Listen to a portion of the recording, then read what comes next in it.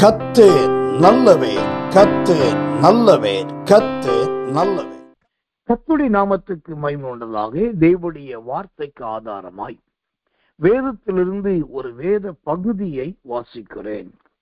உபாகமத்தின் புஸ்தகம் 33 அதிகாரம் 13, 14, 15 மற்றும் 16. திரும்ப சொல்லுகிறேன். உபாகமத்தின் புஸ்தகம் 33 அதிகாரம் 13, 14, 15 மற்றும் 16 ஆகிய வசனங்கள். யோசேப்பை குறித்து கர்த்தரால் அவனுடைய தேசம் ஆசீர்வதிக்கப்படுவதாக, அது வானத்தின் செல்வத்தினாலும் பனியினாலும் ஆழத்தில் உள்ள நீர் ஊற்றுக்களினாலும் சூரியன் பக்குவப்படுத்தும் அருமையான கனிகளினாலும் சந்திரன் பக்குவப்படுத்தும் அருமையான பலன்களினாலும் ஆதி பர்வதங்களில் உண்டாகும் திரவியங்களினாலும் நித்திய மலைகளில் பிறக்கும் அரும் பொருட்களினாலும் நாடும் அது நிறைவும் கொடுக்கும் அருமையான தானியங்களினாலும் ஆசீர்வதிக்கப்படுவதாக. முச்செடியில் எழுந்தருளினவரின் தயை யோசேப்புடைய சரசின் மேலும் தன் சகோதரரில் விசேஷித்தவனுடைய உச்சந்தலையின் மேலும் வருவதாக.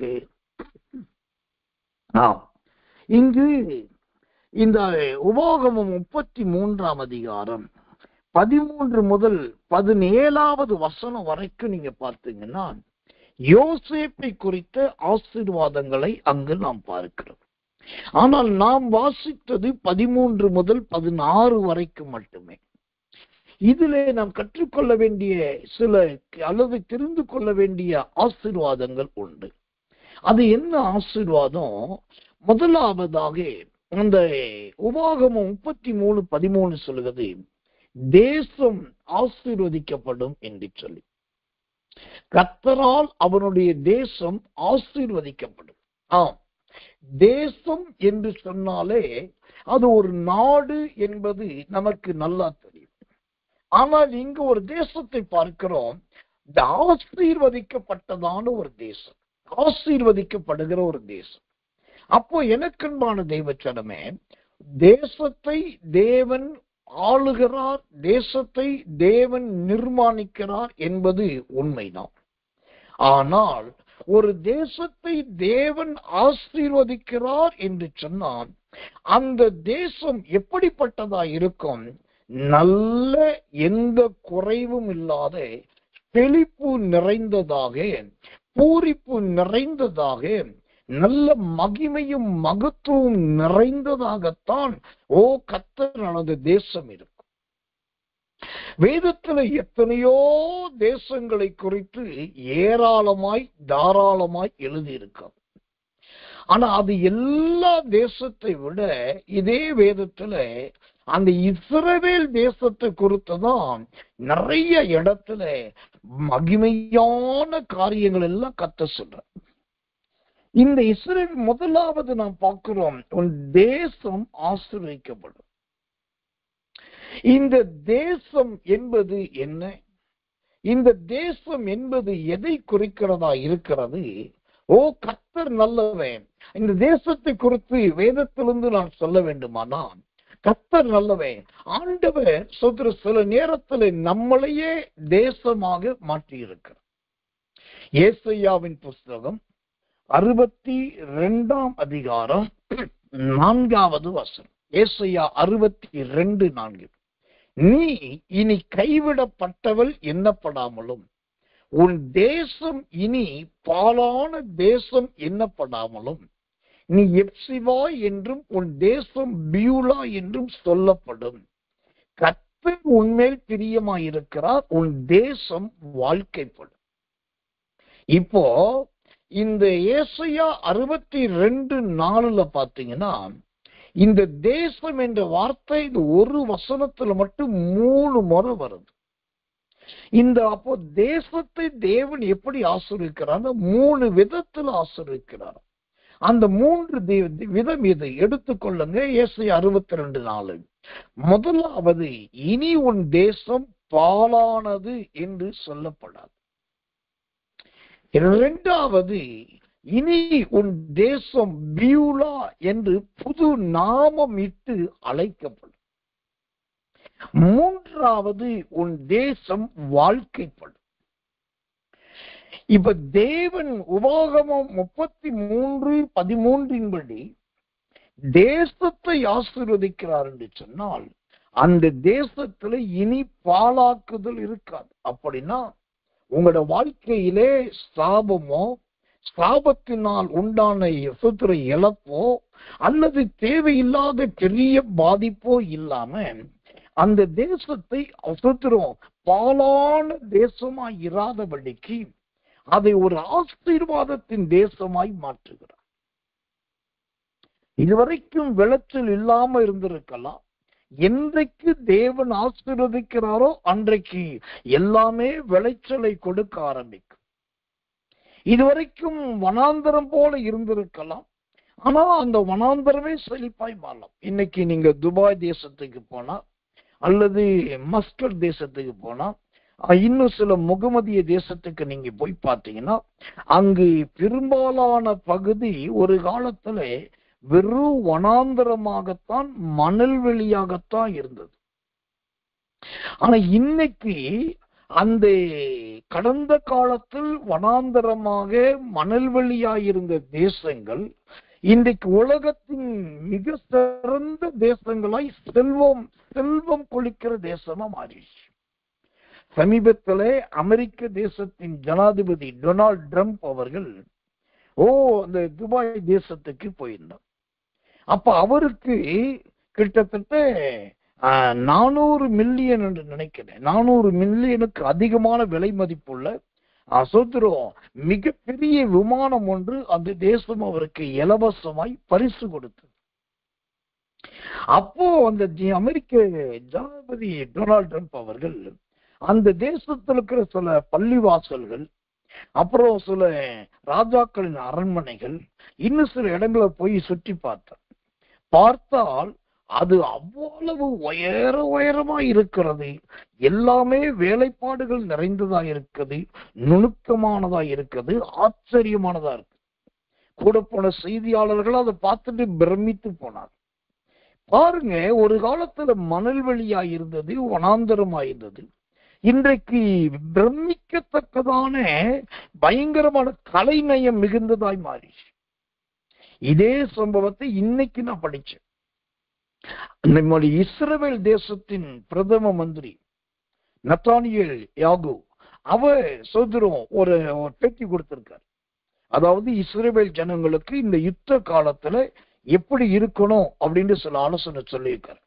அதுல அவர் என்ன குறிப்பிட்டார்னா, சர்வதேச மையம், அதாவது ஐநா சபை நமக்கு இந்த நாட்டை கொடுத்தது. இந்த நாட்டை கொடுக்கும் போது இஸ்ரவேல் தேசம் 65% மணல் வெளி நிறைந்த வனாந்தரமாகத்தான் இருந்தது. 65% வனாந்தரம் தான். சாலைகள் கிடையாது, வழிகள் கிடையாது, பாதைகள் கிடையாது, தண்ணீர் கிடையாது, நல்ல ஆறுகள் கிடையாது, பெரிய நீரோட்டம் கிடையாது, ஒண்ணும் இல்லை. 65% அதிகமாய் வெறும் மணல் வழியாச்சு. அன்னைக்கு நமக்கு இராணுவம் கிடையாது, நமக்கு பெரிய நிபுணத்துவம் கிடையாது. ஆனா அப்படி இருந்த இஸ்ரவேல் தேசத்தை தேவனாகி கர்த்தர் ஆசீர்வதிச்சதுனால இன்னைக்கு உலகத்தின் சிறந்த தேசம் மாறி இருக்குன்ட்டு அந்த இஸ்ரவேலின் பிரதமர் இன்னொரு புள்ளி வார்த்தை சொல்றாரு. இந்த ஒரு முகமதிய தேசத்தை சொல்லி இந்த நாட்டில் இவ்வளவு மக்கள் இருக்காங்க, அப்புறம் இன்னொரு நாட்டை சொல்லி அந்த நாட்டில் இவ்வளவு மக்கள் இருக்காங்க, அமெரிக்காவை சொல்லி இந்த நாட்டில் இவ்வளவு மக்கள் இருக்காங்க. இந்த நாடுகள்ல இவ்வளவு பெரிய மக்கள் தொகையை கொண்டிருக்கு. ஆனா இஸ்ரவேல் தேசத்துல 1 கோடி மக்கள் மட்டும்தான் அதுக்குள்ளதான் இருக்கிறோம். ஆனா நாம் இன்றைக்கு உலகத்தின் எந்த வல்லரசையும் எதிர்க்கக்கூடியவர்களாய் ஆண்டவர் மாற்றி இருக்கிறார் அப்படின்னு சொல்லி ரொம்ப மனம் குளிரத்தக்கதான ஒரு பேட்டியை அவர் கொடுத்திருக்கிறார். ஏன் இதை சொல்றேன்னா, யோசேப்புக்கு கொடுத்த ஆசீர்வாதமே உன் தேசம் ஆசீர்வதிக்கப்படும். இதோட உண்மையான அர்த்தம் என்ன தெரியுமா? உன் தேசம் ஆசீர்வதிக்கப்படும் என்பது அல்ல, உன்னை கொண்டு தேவன் தேசத்தை ஆசிரிப்பார். என் மகனே, என் மகளே, என்னுடைய ஊழியக்காரரே, என் ஊழியக்கார ஸ்திரியே, உங்களை கொண்டு தேவன் தேசத்தை ஆசீர்வதிக்க விரும்புகிறார். அதுதான் இந்த வசனத்தின், இந்த வார்த்தையின் அடித்தளம், கருப்பு. அப்போ அதே தாம ஏசாயால் வாசிக்கிறோம், நீ பியூலா, உன் தேசம் பியூலா என்று அழைக்கப்படும். அப்ப என்ன அர்த்தம்? ஒரு தனி மனுஷனை அல்லது ஒரு தனி மனுஷிய கர்த்தர் ஒரு தேசமாகவே மாற்றுகிறார். அப்ப வேதத்துல எந்த மனுஷி ஒரு தேசமா மாறினாள் என்று கேட்டா எஸ்தர் ராஜாத்திய சொல்லலாம். அப்ப ஒரு தேசத்துக்கு அல்ல, ஏறத்தாழ 127 தேசத்துக்கு ஒரு அரசியாய் கர்த்தர் மாற்றினார். அவள் நிமித்தம் அந்த தேசங்கள் எல்லாம் ஆசீர்வதிக்கப்பட்டது. அப்ப இன்னைக்கு நாம் கற்றுக்கொள்ள வேண்டிய ஒரு விசுவாச பிரமாணம் என்னவென்றால், நம்முடைய வாழ்க்கை இஸ்ரவேல் தேசம் 65% ஒரு வனாந்தரமா இருந்ததை போல இன்னைக்கு வனாந்தரமா இருக்கலாம். ஆனா உங்களுக்குள்ளதான் ஒரு மொசாட் என்று சொல்லக்கூடிய ஒரு பெரிய சூத்திர புலனாய்வு துறையை கொண்டு வர விரும்புகிறார். உங்களுக்குள்ளதான் மிகப்பெரிய பழங்களையும் விருட்சங்களையும் உலகத்தில் எந்த நாடுகளும் விளைவிக்காத காய்கறிகளையும் உங்களுக்குள்ள கர்த்தர் கொண்டு வர விரும்புகிறார். இன்னைக்கு ஒரு ரூத்தாக நெல்மணியை பொறுக்குகிறவளா இருக்கலாம். இன்னைக்கு ஒரு மொர்தெகாயாக கர்த்தர்களை யாரோ பேசிக்கிட்ட 2 பேர் பேசுனதை கொண்டு போய் சொல்லக்கூடிய ஆளா இருக்கலாம். ஆனா இதோ ஒரு காலம் வருது, அன்னைக்கு தேவன் உங்களை தேசமா மாற்றி உங்க மூலமா தேசமா ஆசீர்வதிக்கணும்னாக்கா இந்த எஸ்தரை போல, ரூத்தை போல, மொர்தெகாயை போல ஆண்டவர் மகிமையாய் மாற்றும். உங்க மூலமா தேசமும் தேசங்களும் ஆசீர்வதிக்கப்படும். இதுதான் இன்னைக்கு கர்த்தர் சொல்லுகிற முதல் சத்தியம். இதை நீங்க விசுவாச பிரமாணமா எடுத்துக்கொள்ளுங்க. இதை நீங்க சொல்றோம் தேவன் கொடுத்த சத்திய பிரமாணமா எடுத்துக்கொள்ளுங்க. இந்த உபாகமம் 33:13 அப்படியே நடக்கும், அப்படியே நிறைவேறும், அப்படியே சம்பவிக்கும். கர்த்தர் நல்லவே, கர்த்தர் நல்லவே, கர்த்தர் நல்லவே. இந்த யோசேப்பின் ஆசீர்வாதங்களில் 2வது ஆசீர்வாதம் நான் பார்க்கிறேன்.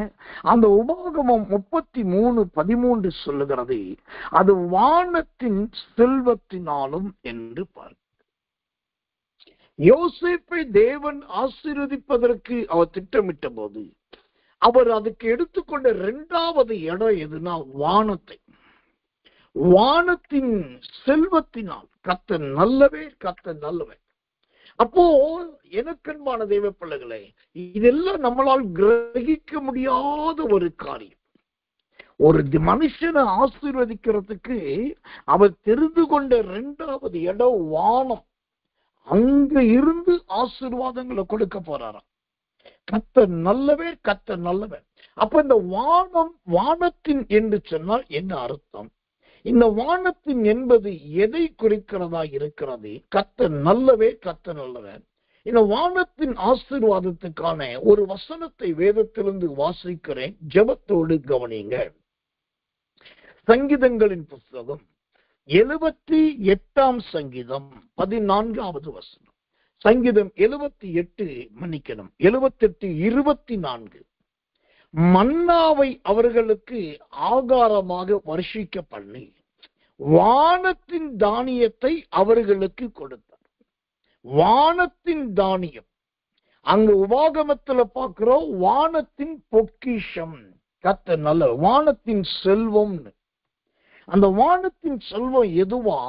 அதைத்தான் சங்கீதம் 78:24 பார்க்கிறோம், வானத்தின் தானியம். இந்த வானத்தின் தானியம் என்பது என்ன? வானத்தின் தானியம் என்பது எதை குறிக்கிறதா இருக்கிறது? கர்த்தர் நல்லவே, கர்த்தர் நல்லவே. எனக்கன்பானவர்களே, எல்லாருக்கும் வயல்வெளியில தான் நெல் விதைச்சி தானியத்தை அறுக்க முடியும். ஆனா யோசேப்புக்கு தானியம் பூமியிலே அவன் விதைச்சி அறுத்து அல்ல, அவனுடைய ஆசீர்வாதத்தை வானத்தின் தானியமா கொடுக்க. இந்த வானத்தின் தானியம் என்பது 3 விதத்தை குறிக்கிறது. ஒன்று, வானத்திலிருந்து கர்த்தர் பெய்ய பண்ணினதான சூத்திர மன்னா, அது தேனிட்ட பணியாரம் போலவும் ருசியுள்ளதுமாய் இருந்தது. 2வது, தேவன் வானத்திலிருந்து ஒரு கீழ்காற்றை அனுப்பி காடைகளை கொண்டு வந்து நிறைத்தார். அது அவர்களுடைய சூத்திர மாமிச போஜனத்துக்கு உரியதாய் இருந்தது. இந்த வானத்தின் தானியத்தின் 3வது ஆசீர்வாதம் என்னன்னா, நல்ல தண்ணீர். இஸ்ரவேல் ஜனங்களுக்கு பல இடத்துல பெரிய பிரச்சனையா இருந்ததே தண்ணீர் தான். ஒண்ணு, தண்ணிய கடக்கணும், யோர்தானை கடக்கணும், சிவந்த சமுத்திரத்தை கடக்கணும். இல்லைன்னா குடிக்கிறதுக்கு தண்ணி வேணும். நிறைய இடத்துல அவங்க முறுமுறுத்ததே தண்ணிக்கு தான். ஆனா எங்கெல்லாம் அவர்களுக்கு தண்ணி வேணுமோ அங்கெல்லாம் கர்த்தர் அருமையான ஆசீர்வாதத்தை பொழிய பண்ணினார். ஒரு இடத்துல கண்மலையை அடிச்சா தண்ணி வருது, ஒரு இடத்துல கோலை நீட்டினா தண்ணி 2ஆ பிளக்குது, மறு இடத்துல கையை நீட்டினா சமுத்திரம் தன்னை மூடிக்கொள்ளுது, இன்னொரு இடத்துல பேசினாலே தண்ணி வருது. 2 ராஜாக்கள் 3ஆம் அதிகாரத்துல வாய்க்கால வெட்டினா தண்ணி குடுகுடுன்னு ஓடியாருது. இதெல்லாம் எங்க இருந்து வருது அப்படின்னா, அதுதான் தேவன் தம்முடைய பிள்ளைகளுக்காக வைத்திருக்கிற வானத்தின் ஆசீர்வாதம். எனக்கன்பான தேவ பிள்ளைகளே, இந்த அருமையான செய்தியை கேட்கிறவங்க வாழ்க்கை பூமியில் இருக்கிற ஆறுகள் வற்றலாம், குளங்கள் வற்றலாம், நதிகள் வற்றலாம், சமுத்திரத்தின் எல்லை கூட குறைந்து போகலாம். ஆனா தேவனுடைய பிள்ளைகளை யோசேப்பை போல கர்த்தர் ஆசீர்வதிக்க ஆரம்பித்தால் அவர்களுக்குரிய ஆசீர்வாதத்தை தேவன் வானத்திலிருந்து கொண்டு வந்து கொடுப்பதற்கு, வானத்தின் செல்வத்தினால் நிரப்புவதற்கு வல்லவராயிருக்கிறார், நல்லவராயிருக்கிறார், போதுமானவராயிருக்கிறார். ஆனால் கர்த்தர் நல்லவே. இந்த வானத்தின் ஆசீர்வாதத்தை பெற்றுக் கொள்வதற்கு நாம் என்ன செய்ய வேண்டும்? தானாகவே வந்துருமா? சும்மாவே வானத்தின் ஆசீர்வாதம் கிடைக்குமானா அதுதான் கிடையாது. இந்த வானத்தின் செல்வத்தை, வானத்தின் தானியத்தை அல்லது வானத்தின் ஆசீர்வாதத்தை பெற்றுக்கொள்ள நாம் என்ன செய்ய வேண்டும்? ரொம்ப எளிமையான ஒரு வேத பகுதி இருக்குது. சங்கீதங்களின் புஸ்தகம் 121 சங்கீதம் 1 மற்றும் கர்த்தர் நல்லவர் 2வது வசனங்களை வாசிக்கிறேன். எனக்கு ஒத்தாசை வரும் பர்வதங்களுக்கு நேராக என் கண்களை ஏறெடுக்கிறேன். வானத்தையும் பூமியும் உண்டாக்கின கர்த்தரிடத்திலிருந்து எனக்கு ஒத்தாசை வரும். இப்போ வானத்தின் செல்வத்தினாலும் வானத்தின் தானியத்தினாலும் ஆசீர்வதிக்கிறேன் என்று கர்த்தர் சொல்றாரு. இந்த ஆசீர்வாதத்தை பெற்றுக்கொள்ள என்ன செய்யணும்? சங்கீதக்காரன் அந்த 1ஆம் வசனம் சொன்ன மாதிரி, என் கண்களை அவரை நோக்கி ஏறெடுக்கிற. வேலைக்காரனுடைய கண்கள் எஜமானுடைய கையை நோக்கி இருக்குமா போலவும், வேலைக்காரியினுடைய கண்கள் எஜமாட்டின் கையை நோக்கி இருக்குமா போலவும் என் தேவனாகிய கர்த்தர் எங்களுக்கு இரக்கம் செய்வார் என்று அவர் இரக்கம் செய்கிற வரைக்கும் நம்முடைய கண்கள் அவர் மேல் இருக்க வேண்டும். அவரை நோக்கி மட்டுமே பார்க்க வேண்டும். அப்படி அவர் மேல் பிரியமா இருந்தா, அவரை மட்டுமே பார்க்க ஆரம்பித்தா, இந்த 2ஆம் வசனம் சொல்லுகிறபடி வானத்தையும் உண்டாக்கின கர்த்தரிடத்திலிருந்து உங்களுக்கு ஒத்தாசை தானாகவே வரும், நிச்சயம் வரும், கட்டாயம் வரும். அது வராமல் போகவே போகாது. கர்த்தர் நல்லவே. இதுதான் அந்த உபாகமம் 33:13 வாசிக்கிறேன், வானத்தின் செல்வமாகிய ஆசீர்வாதம். இன்னும் நான் இதை குறித்து விளக்கமா சொல்லணும்னா நிறைய சொல்லிக்கொண்டே போகலாம். ஆனா நான் சொல்ல வேண்டிய சில சத்தியம் உண்டு. அடுத்த பகுதிக்கு செல்லுகிறேன். யோசேப்பின் ஆசீர்வாதம் முதலாவது, உன் தேசம் ஆசீர்வதிக்கப்படும், உன் தேசம் வாழ்க்கைப்படும். இரண்டாவதாக யோசேப்பின் ஆசீர்வாதம், வானத்தின் செல்வத்தினால் அவர் உன்னை ஆசீர்வதிப்பார். மூன்றாவதாக இந்த யோசேப்பின் ஆசீர்வாதத்தை பாருங்கள். அந்த உபாகமம் 33:14 வசனத்தை வாசிக்கிறேன். கர்த்தர் நல்லவர், சூரியன் பக்குவப்படுத்தும் அருமையான கனிகளினாலும். சூரியனுடைய ஆசீர்வாதம். இப்போ கர்த்தர் நல்லவே, கர்த்தர் நல்லவே, என்ன ஒரு வித்தியாசமான ஆச்சரியமான ஆசீர்வாதம் பாருங்கள். சூரியன் பக்குவப்படுத்தும் ஆசீர்வாதங்கள். எனக்கன்பான தேவ பிள்ளைகளே, அப்படியானால் இதுதான் தேவனாகிய கர்த்தர் தம்முடைய பிள்ளைகளை ஆசீர்வதிக்கிறதுக்கு ஏற்றதை. இப்போ சொல்கிறோம், சூரியன் பக்குவப்படுத்தும் ஆசீர்வாதம் அப்படின்னா என்ன அர்த்தம்? ஒரு வசனத்தை வாசிக்கிறேன். கர்த்தர் நல்லவே, கர்த்தர் நல்லவே. யோபுவின் புஸ்தகம் 31:26 வசனம். யோபு 31:26. சூரியன் பிரகாசிக்கிற போதும் அல்லது சந்திரன் மகிமையை செல்லும் போதும், மகிமையாய் செல்லும் போதும். இப்போ சூரியனுடைய ஆசீர்வாதம் என்பது என்ன? அது எப்பயுமே நல்ல ஒரு பிரகாசிச்சுக்கிட்டே இருக்கிறது மட்டுமல்ல, இந்த சூரியன் தனக்கு கீழே எல்லாவற்றையும் பிரகாசிப்பிக்க கூடியது. இதுதான் சூரியனுடைய ஆசீர்வாதம். இன்னைக்கு பல பரிசுத்தவான்கள் பிரகாசிக்கிறார்கள், பல ஊழியக்காரர்கள் பிரகாசிக்கிறார்கள், பல தேவ மனிதர்கள் பிரகாசிக்கிறார்கள் என்று சொன்னா, அந்த நீதியின் சூரியனாகிய தேவனாகிய கர்த்தர் அவர்களை பிரகாசிப்பிக்கிறார். அப்போ இந்த சூரியனுடைய ஆசீர்வாதம் என்ன? அது எல்லாவற்றையும் இருளில் இருக்கிறதெல்லாம் வெளிச்சத்துல கொண்டு வந்துடும், அந்தகாரத்தில் இருக்கிறதெல்லாம் பிரகாசத்துல கொண்டு வந்துடும். சூரியனுடைய வெளிச்சம் வந்துருச்சுன்னா தட்ட வேண்டாம், தடுமாற வேண்டாம், தள்ளாட வேண்டாம். வெட்ட வெளிச்சம் போல எல்லாமே தெரியும். கர்த்தர் நல்லவன். அப்போ எனக்கன்பான தெய்வ பிள்ளைகளே, இந்த யோசேப்புக்கு அந்த சூரியனுடைய ஆசீர்வாதத்தை தேவன் தருகிறார் என்றால், யாக்கோபின் வாழ்க்கையில கூட இந்த சூரியன் தான் மிக பிரதானமாய் இருந்தது.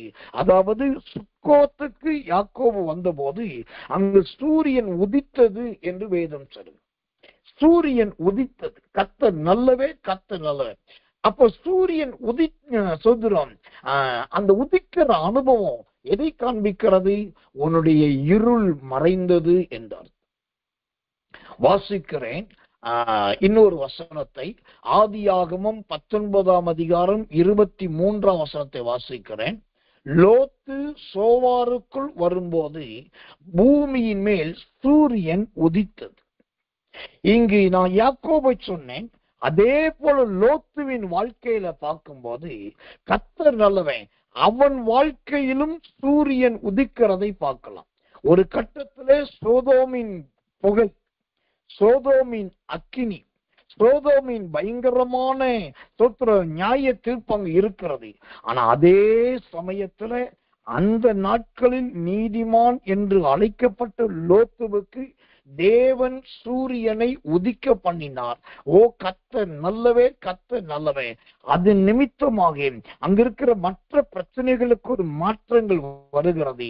அதே போலதான் எனக்கன்பான தேவ பிள்ளைகளே, உங்களுக்கும் எனக்கும் ஒரு சூரியன் உண்டு. அவர்தான் நீதியின் சூரியன் என்று வேதத்தில் வாசிக்கிறோம். இந்த சூரியன் நீதியின் சூரியனாகிய தேவன் நிரந்தரமானவர். கொஞ்ச காலம் இருந்து மறைகிறவர் அல்ல. அல்லது வானமும் பூமியும் ஒளியும் போது இவர் ஒளிந்து போகிறது அல்ல. வானம் மடமடவென்று சுருட்டப்படும் போது இந்த சூரியன் சுருட்டப்படுவது அல்ல. அவர் என்றைக்கும் இருக்கிறவர். அந்த சூரியனுடைய முதல் வேலையை பிரகாசிக்கிறது. அப்ப என்ன அர்த்தம்? இன்னைக்கு மறைஞ்சிருக்கலாம், ஒளிஞ்சிருக்கலாம், வெளிச்சம் கொடாதிருக்கலாம், உங்களை யாருக்கு தெரியாதிருக்கலாம். உங்களுக்கு கிருபைகள், உங்களுக்கு கொடுக்கப்பட்ட அபிஷேகம், உங்களுக்கு கொடுக்கப்பட்ட வேத அறிவு, உங்களுக்கு கொடுக்கப்பட்ட ஊழியம், உங்களுக்கு கொடுக்கப்பட்ட தொழில், உங்களுக்குரிய வியாபாரம் எல்லாமே எதுவானாலும் வெளியே தெரியாம மறைவா இருக்கலாம். ஆனால் யோசேப்பை சூரியனுடைய ஆசீர்வாதத்தினால் ஆசீர்வதிக்கிற தேவன் யோசேப்பை எப்படி அந்த எகிப்திலே பானபாத்திரக்காரனை விட, சுயம்பாகிகளின் தலைவனை விட, போத்திபாரை விட, ஏன் அங்கிருந்த பார்வோன் ராஜாவை விட இந்த யோசேப்பை அதிகமாய் வெளியே கொண்டு வந்தாரோ, அதே தேவன் வாலிப சகோதரனே, அன்பு தங்கச்சி, உங்களையும் அவர் வெளியே கொண்டு வருவதற்கு வல்லவராயிருக்கிறார். இங்க ஒரு சத்தியத்தை தெரிந்து கொள்ளணும்.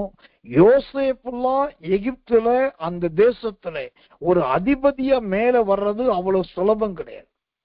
ஏன்னா பார்வோன் என்கிற ராஜாவை விட, கர்த்தர் போத்திபார் என்கிற கொடூரமானவனை விட அங்க இன்னொரு கூட்டம் இருந்துச்சு. அவங்க யாருனாக்கா ஆலோட்டிகள். இந்த ஆலோட்டிகளுடைய வேலையே என்னன்னா, மற்றவர்களை மட்டம் தட்டுவதும், அடிக்கிறதும், கொடுமைப்படுத்துவதும், அவர்களை எந்த விதத்திலும் தலை தூக்க விடாமல் சித்திரவதைப்படுத்துவதுதான் ஆலோட்டிகளோட வேலை. ஆனா அவ்வளவு ஆலோட்டிகள் அந்த எகிப்துல இருந்தும் யோசேப்பின் முன்னேற்றத்தை, அவன் வெளியே வருவதை ஆலோட்டிகளால் தடுக்க முடியல, எந்த அதிகாரிகளாலும் தடுக்க முடியல.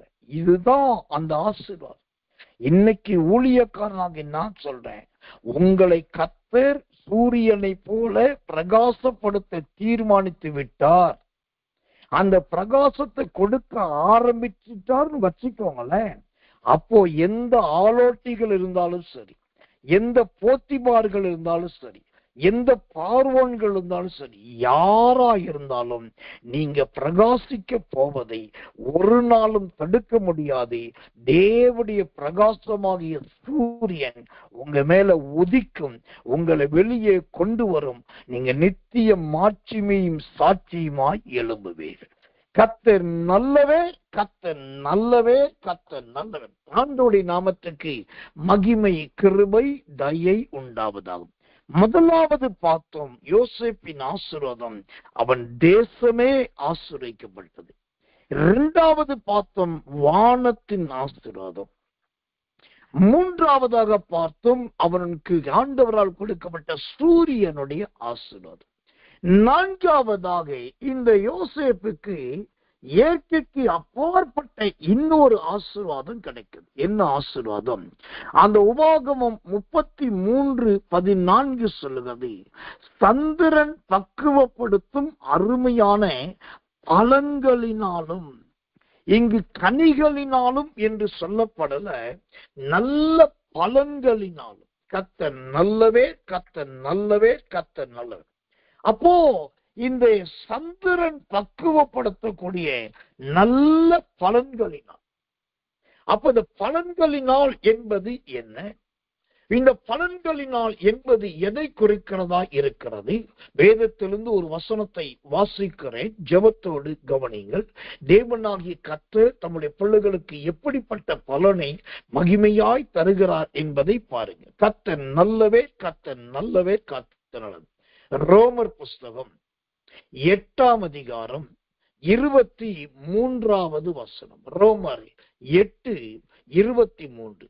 அதுவும் அல்லாமல் ஆவியின் முதற் பலன்களை பெற்ற நாமும் கூட நம்முடைய சரீர மீட்பாகிய புத்திர விகாரம் வருகிறதற்கு காத்திருந்து நமக்குள்ளே தவிக்கிறோம். இங்கு பலன்களை குறித்து சொல்லும் போது, இந்நாட்களில் கிருபையின் பிள்ளைகளாய் வாழ்கிற நமக்கு அந்த பலன்கள் எப்படி மாறி இருக்கிறது? ஆவியின் முதற் பலன்களாய் மாறி இருக்கு. ஆவியின் முதற் பலன்கள். இந்த ஆவியின் பலன்கள் என்பது என்னங்க? தேவனோடு நெருங்கி நடப்பது, நல்ல தேவனுடைய சத்தியத்தை மேய்ந்து கொள்ளுவது, கர்த்தரிடத்திலிருந்து வெளிப்பாடுகள், தரிசனங்கள், சொப்பனங்களை அடைவது, நம்முடைய வாயிலிருந்து தீர்க்க தரிசனங்கள் உண்டாவது, நொறுக்கப்பட்டவர்களுக்கும் உடைக்கப்பட்டவர்களுக்கும் சத்தியத்தை சொல்லுவது, இது எல்லாமே ஆவியின் முதற் பலன்கள். இது எல்லாருக்கும் கிடைக்குமா? எல்லாருக்கும் கிடைக்காது. எப்பையும் கிடைக்குமா? எப்பையும் கிடைக்காது. யார் ஒருவர் தன்னுடைய ஆவியில் கபடமில்லாது இருக்கிறார்களோ அவர்களுக்கு இந்த ஆவியின் முதற் பலன்களை கர்த்தர் அதிகமாய் கொடுப்பார். இப்போ சந்திரனுடைய இந்த பலன்கள் என்று சொன்னேன். இந்த சந்திரன் என்பது எதை குறிக்கிறது? அது நல்ல ஒரு அருமையான இதமான குளுமையின் ஜீவியத்தை குறிக்கிறது. சூரியனுடைய நாட்களில் ரொம்ப பிரகாசமும் வெளிச்சமும் உஷ்ணமும் இருந்திருக்கலாம். இப்ப அடுத்தது இந்த சந்திரன் என்பது இருதயத்துக்கு ஒரு இருதயத்துக்கு ஒரு இதத்தையும் மகிழ்ச்சியை கொடுக்கக்கூடியது. இந்த சந்திரன் என்று சொல்லும் போது அது நல்ல குடும்பத்தின் தலைவியை குறிக்கிறதா இருக்கு. ஏனென்று சொன்னா இதே யோசேப்பு ஒரு காலத்துல சொப்பனத்தை கண்டபோது சூரியனும் சந்திரனும் தன்னை வந்து வணங்குவதாக கண்டதாக தகப்பனிடத்தில் போய் சொல்றான். உடனே தகப்பன் சொல்றான், அப்படின்னா உன்னுடைய அப்பாவாகி நானும் உங்க அம்மாவும் வந்து உன் காலில் விழுவுமா அப்படின்னு கோபத்தோடு கேட்கிறான். அப்ப சந்திரன் என்பது நல்ல ஒரு தாயை, தாயின் சுபாவத்தை, தாயின் பக்குவத்தை காண்பிக்கிறது. கர்த்தர் ஒருவனை அவன் தாய் தேற்றுவதை போல நீங்கள் எருசலேமிலே தேற்றப்படுவீர்கள். அப்ப இந்த சந்திரனுடைய பக்குவப்படுத்தக்கூடிய நல்ல பலன் என்பது என்ன? நல்ல நெருங்கிய அன்பு, நல்ல மனது உருக்கம், நல்ல நீடிய சாந்தம். கர்த்தர் நல்லவே சோதரம். எந்த வேதனை, வருத்தம், துக்கம் வரும்போதும் ஒரு தாய் தேற்றுவதை போல தேற்றப்படுகிற அனுபவம், ஒரு தாயானவள் தன் பிள்ளைக்கு கொடுக்கிற மனதுருக்கத்தை போன்ற நல்ல மனது இருக்கும். இது எல்லாமே அந்த சந்திரனுக்குரிய அருமையான ஆசீர்வாதங்கள். அந்த ஆசீர்வாதத்தை இந்த யோசேப்புக்கு கர்த்தர் கொடுத்தார் என்று சொன்னால், கர்த்தர் நல்லவே. இன்றைக்கு உங்களுக்கும் எனக்கும் தாயாய் இருக்கிறதே ஆண்டவர் தான். அவரே நம்முடைய தகப்பனுக்கு தகப்பனாகவும் அவரே நமக்கு தாய்க்கு தாயாகவும் இருக்கிறபடினால் நமக்கு எப்போ ஆறுதல் வேண்டும், எப்போ தேறுதல் வேண்டும், எப்போ காயம் கட்டப்பட வேண்டும், எப்பொழுது மகிழ்ச்சி வேண்டும் என்பதை அவர் சரியாய் அறிந்து அந்த சந்திரனுடைய ஆசீர்வாதங்களை போல மகிமையாய் ஆசீர்வதித்து எந்த கவலையும் இல்லாமல் நன்றாய் பராமரிக்கிற ஒரு தேவனுடைய ஆசீர்வாதம். யோசேப்பினுடைய வாழ்க்கையில் இந்த சந்திரனுடைய ஆசீர்வாதம் தன் தாய் மூலம் வந்தது அல்ல, அந்த தேவனே யோசேப்புக்கு ஒரு தாயாயிருந்தார். இந்த தாயின் ஆசீர்வாதம், சந்திரன் என்கிற தாயின் ஆசீர்வாதம் வேதத்துல யாருக்கு கிடைத்தது என்று கேட்டால், ஆதியாகமத்தின் புஸ்தகம் 24ஆம் அதிகாரம் 67வது வசனமாகிய கடைசி வசனம் சொல்லுகிறது, ஈசாக்கு தன் மனைவியாகிய ரெபெக்காளை கூடாரத்துக்கு கூட்டி சென்று தன் தாய்க்காக கொண்டிருந்த துக்கம் நீங்கி ஆறுதல் அடைந்தார். அந்த தாய்க்கான ஆசீர்வாதத்தை பெற்றது யாரு? ஈசாக்கு.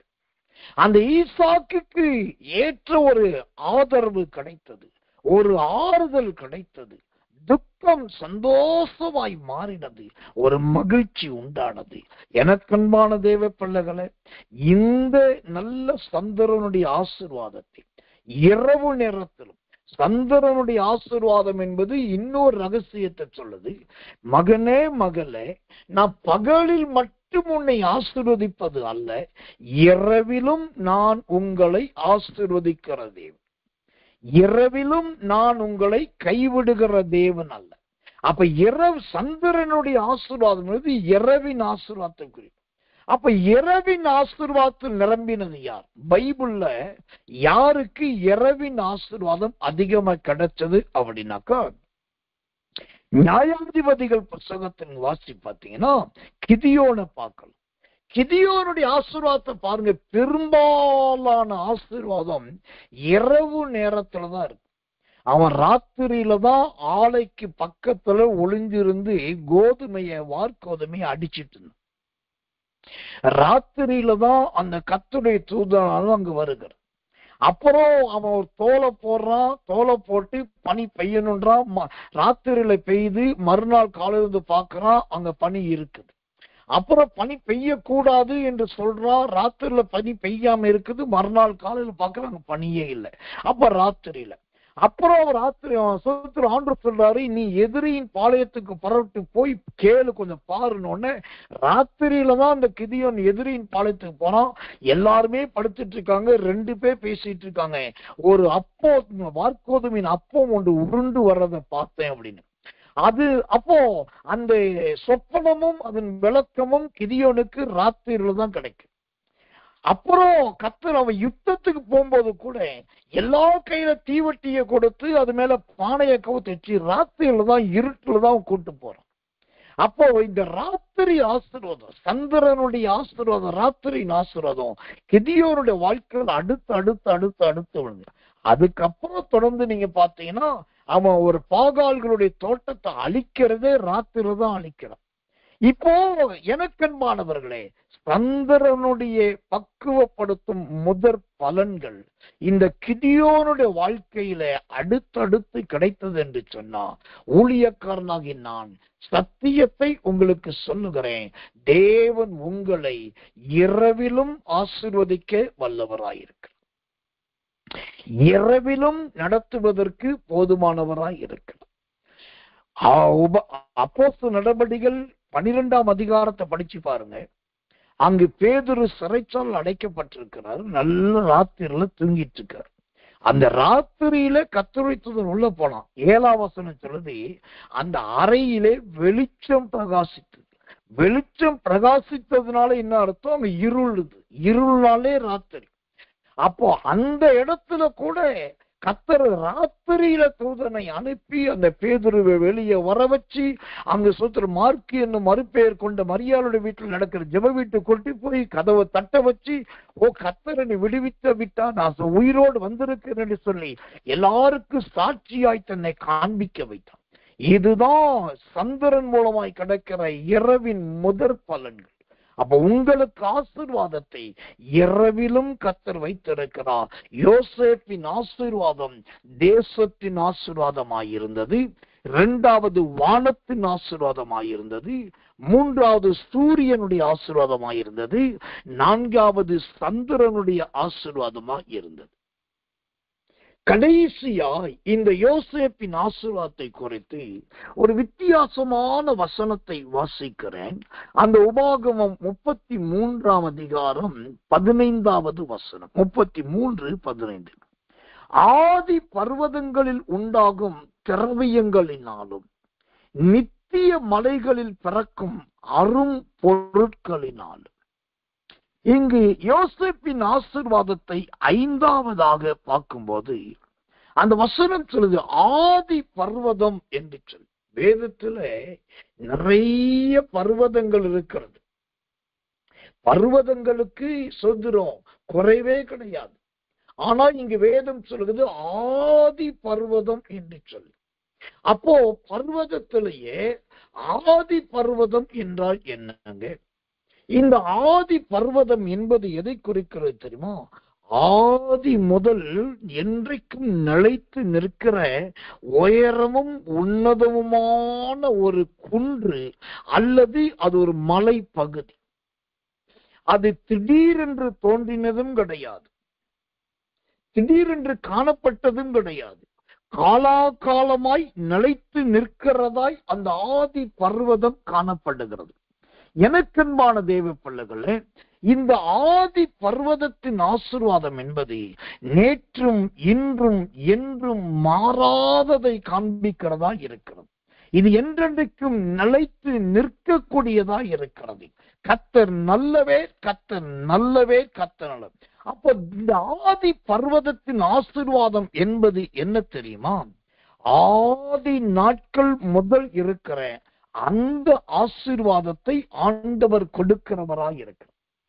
ஆதி நாட்களின் ஆசீர்வாதம் வாசிக்கிறேன். கர்த்தர் நல்லவே, கர்த்தர் நல்லவே, கர்த்தர் நல்லவே. சோதரம் அந்த ஆதியாகமத்தின் புஸ்தகம் 46ஆம் அதிகாரம் 29வது வசனத்தை வாசிக்கிறேன். ஆதியாகமம் 46 சோதரம் 28, 29. கோசே நாட்டிலே தன்னை யோசேப்பு சந்திக்க வரும்படி சொல்ல யூதாவை தனக்கு முன்பாக அவனிடத்தில் யாக்கோபு அனுப்பினான். அவர்கள் கோசேனிலே சேர்ந்தார்கள். யோசேப்பு தன் ரதத்தை ஆயத்தப்படுத்தி அதன் மேல் ஏறி தன் தகப்பனாகிய இஸ்ரவேலை சந்திக்கும்படி போய் அவனை கண்டு அவனுடைய கழுத்தை கட்டி கொண்டு வெகு நேரம் கழுத்தை விடாமல் அழுதான். அருமையான சகோதரர்களே, சகோதரிகளே, அந்த உபாகமம் 33:15 சொல்லுகிறது ஆதி பர்வதத்தின் ஆசீர்வாதம். இந்த ஆதி பர்வதத்தின் ஆசீர்வாதம் எதுன்னா, இந்த ஆதியாகமம் 46:29 சொல்லுகிறபடி அவன் தன் தகப்பனை மீண்டும் சந்திக்கிறான். பாருங்க, அதுதான் அந்த ஆதி பர்வதத்தின் ஆசீர்வாதம். இந்த யோசேப்பின் சகோதரர்களுக்கும் அந்த குடும்பத்துக்கு யாக்கோபு ஒரு பெரிய பர்வதம் போலவே இருந்தார். ஆனா ஒரு காலத்திலே யோசேப்பின் சகோதரர்கள் செய்த சூழ்ச்சியினால யோசேப்பு தன் பர்வதம் போல இருக்கிற தன் தகப்பனை இழக்க வேண்டியதாயிடுச்சு. மீண்டும் பார்க்க முடியுமா என்கிற சந்தேகம் வந்துருச்சு. மீண்டும் கர்த்தர் நல்லவே, நான் சொல்ற தகப்பனோடு இருக்க முடியுமா என்கிற யோசனை வந்துருச்சு. யோசேப்பால் மீண்டும் யாக்கோபு இருக்கிற தேசத்துக்கு போவதற்கு வாய்ப்பில்லை.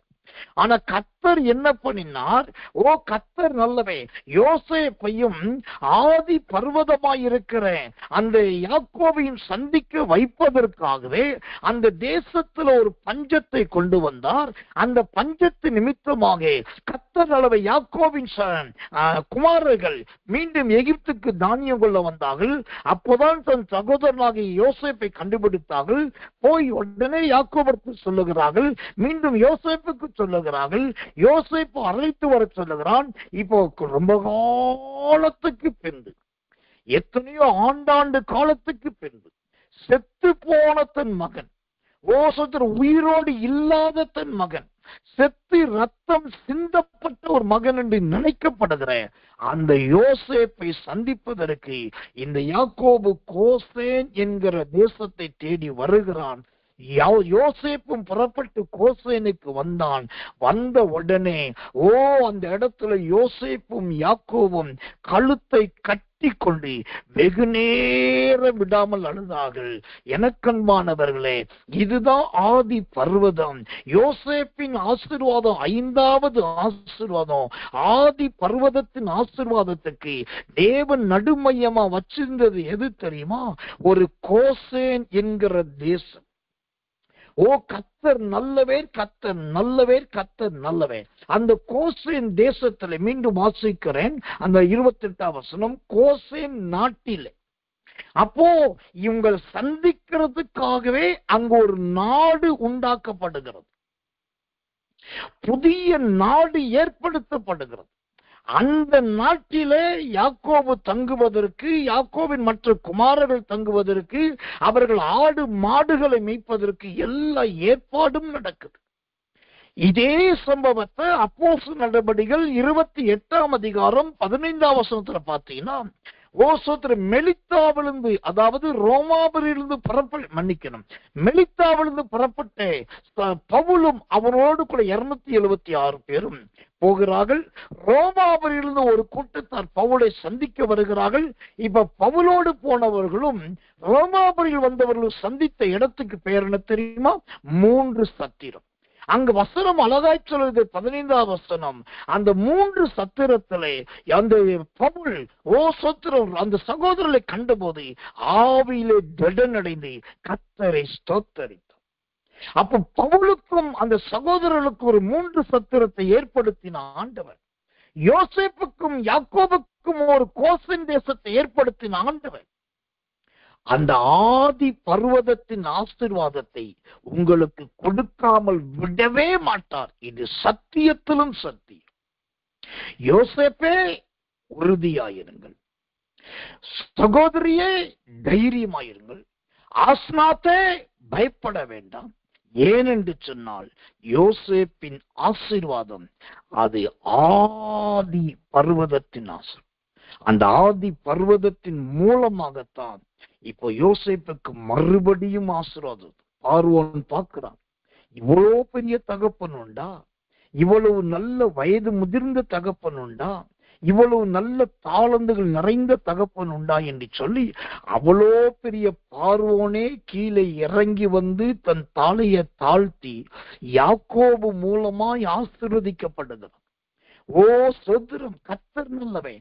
அப்போ ஆண்டவர் யோசேப்பை மட்டும் பார்க்க வைக்கல, ஒரு தேசத்தின் அதிபதியையே தலை தாழ்த்த வைத்தார். இதுதான் ஆதி பர்வதத்தின் ஆசீர்வாதம். தேவன் அதற்கு என்ன செய்யணுமோ எல்லாத்தையும் செய்வோம். யார கொண்டு வரணுமோ கொண்டு வரும். ஒரு கோசைன் தேசத்தை உருவாக்குவார். ஓ ஆதி பர்வதமாகிய தகப்பன் அழைத்தவருக்கு ரதங்கள் அனுப்ப வைப்பார். ஓ பொக்கிஷங்கள் அனுப்ப வைப்பார். ஓ எல்லா ஆயத்த வேலைகளையும் அந்த தேவனே செய்வார், கர்த்தரே செய்வார். அதை செய்வதற்கான திராணியையும் திரட்சியும் கர்த்தர் கொடுப்பார். இப்ப ஆதி பர்வதமும் ஓ சுத்திரம் கர்மேல் போன்ற பர்வதமாகிய யோசேப்பும் ஒருவரை ஒருவர் சந்திக்கிறார்கள். அது எல்லாருக்கும் உயிருள்ள சாட்சியாய் மாறினது. இந்த ஆசீர்வாதங்கள், இந்த வசனங்கள், இந்த வாக்குத்தத்தங்கள், இந்த தீர்க்க தரிசனங்கள் உங்க வாழ்க்கையில் நடக்கும். உங்க ஆதி பர்வதத்தின் ஆசீர்வாதம் உங்களை விட்டு விலகாது. அந்த ஆதி பர்வதத்தின் தயை உங்களை விட்டு மாறாது. கர்த்தர் ஆதி பர்வதத்தை கொண்டுதான் உங்களை ஆசீர்வதிப்பதற்கு சித்தமாய் இருக்கிறார். அந்த ஆதி பர்வதத்துக்கு இனி நீங்கள் தான் அடைக்கலமாய் இருக்கணும், நீங்கள் தான் பக்கபலமாய் இருக்கணும், நீங்கள் தான் பராமரிக்கிறவர்களா இருக்கணும், நீங்கள் தான் நன்மை செய்கிறவர்களா இருக்கணும், நீங்கள் தான் உபகாரிகளாய் இருக்க வேண்டும். அந்த ஒரு பொறுப்பையும் தேவன் உங்களுக்கு கொடுக்கிறார். அவ்வளோ பெரிய பர்வதத்தை ஆண்டவர் குன்று போல் இருக்கிற யோசேப்பை தேடி கொண்டு வர வைத்தார். ஓதி எவ்வளவு பெரிய ஆச்சரியம். இதே சம்பவத்தை கர்த்தர் செய்வார். யோசேப்புக்கு கொடுத்த இந்த 5 மகிமையின் ஆசீர்வாதங்களை கர்த்தர் உங்களுக்கு கொடுப்பாராக. பொதுவாகவே ஆசீர்வாதம் ஆசீர்வாதம் என்று நாம் பிரசங்கிப்பது கிடையாது, நம்முடைய ஊழியத்தில் போதிப்பது கிடையாது. ஆனால் இன்றைக்கு கர்த்தரதை சொல்ல சொன்னபடினால், இது தேவன் தந்து அறிவிக்க சொன்னபடினால், ஆவியானவருடைய வெளிச்சத்துக்கு முன்பாய் சொல்லவே, இது கர்த்தர் கொடுத்த வார்த்தைகள். இது நடக்கும், இது நிறைவேறும், இது உண்டாகும். உங்கள் நிமித்தம் தேசம் ஆசீர்வதிக்கப்படும். வானத்தின் செல்வம் உங்களுக்கு கிடைக்கும். சூரியனுடைய பக்குவம் உங்களுக்கு உண்டாகும். சந்திரனுடைய பக்குவம் உங்களுக்கு கிடைக்கும். ஓ கர்த்தரால ஆதி பர்வதத்தின் தயை நிச்சயமாய் நீங்கள் சுதந்திரித்துக் கொள்வீர்கள். கண்களை மூடி ஒப்பு கொடுத்து எல்லாரும் கர்த்தரை சுதந்திரம் பண்ணுவோம். இயேசுவின் சதுரோம் சதுரோம் சதுரோம் சதுரோம் சதுரமையா லீகா டகதன ரந்தோனி கர்த்தர போதுரியா டகதன மோதராக டகதன கககரதி ரபோதுரிகத நிக்கத்துரபரபல பௌதியா கடகத நகதுட கத்தரகத நெகதன ககரகதன கககககரதியா கிருபையே எனக்கு ஸ்தோத்திரம் ஸ்தோத்திரம் ஸ்தோத்திரம் ஸ்தோத்திரம் ஸ்தோத்திரமையா ஸ்தோத்திரமையா ஸ்தோத்திரமையா ஸ்தோத்திரமையா ஸ்தோத்திரமையா. ஆமென் ஆமென். நாம் ஜெபிப்போம். பிதாவே, நல்ல அருமையான இந்த ராத்திரி வேலைக்காக நான் பெரிதான கிருபையினாலும் இரக்கத்தினாலும் முடிசூட்டி இந்த இரவுக்கு இரவு ஜெபத்தின் மூலமாக மீண்டும் நாங்கள் உங்களுடைய பொற்பாதத்தை முத்தம் செய்ய கர்த்தர் உதவி செய்தீர்கள்.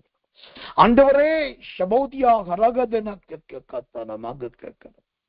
யோசேப்பின் ஆண்டவரே 5 விதமான ஆதி ஆசீர்வாதங்கள், 5 வித ஆதி ஆசீர்வாதங்களினால் யோசேப்பை ஆசீர்வதித்த தேவன் இந்த செய்தியை கவனமாய் கேட்ட, இந்த கர்த்தருடைய வார்த்தைக்கு செவியை சாய்த்த, ஆண்டவரே இது ஆம் என்றும் ஏற்றுக்கொண்ட ஒவ்வொருவர் வாழ்க்கையிலும் இந்த வசனம் அப்படியே நடப்பதாக, இந்த வார்த்தை அப்படியே நிறைவேறுவதாக, இது அப்படியே சம்பவிப்பதாக வார்த்தை நிறைவேறட்டும். நாளை காலையில் இருக்கிறதால் அதிகாலை போராட்ட ஜபத்தை ஆசீர்வதியும். ஜனங்களை அபிஷேகத்தினாலும் வசனங்களினாலும் வார்த்தைகளால் நிறைத்து கிருபைக்கு மேல் கிருபை இடைக்கட்டிக் கொள்வதை தாழ்த்தி ஒப்புவிக்கிறோம். இரவு நேரத்தில் 5 நித்திரித்தாரும் இயேசுவின் நாமத்தில் ஜெபிக்கிறோம். ஜெபம் கேளும் ஜீவனுள்ள நல்ல பிதாவே. ஆமென், ஆமென், ஆமென்.